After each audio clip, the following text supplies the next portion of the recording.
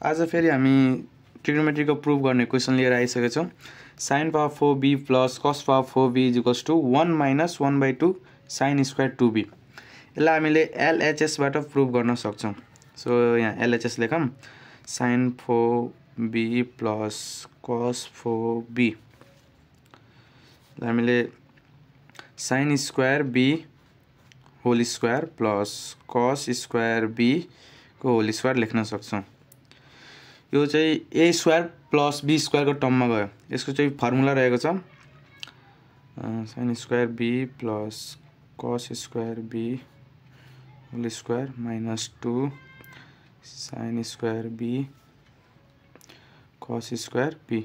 यो चाहिँ कुन फर्मुलामा आएको भन्दा a square plus b square equals to a प्लस b whole square minus 2ab।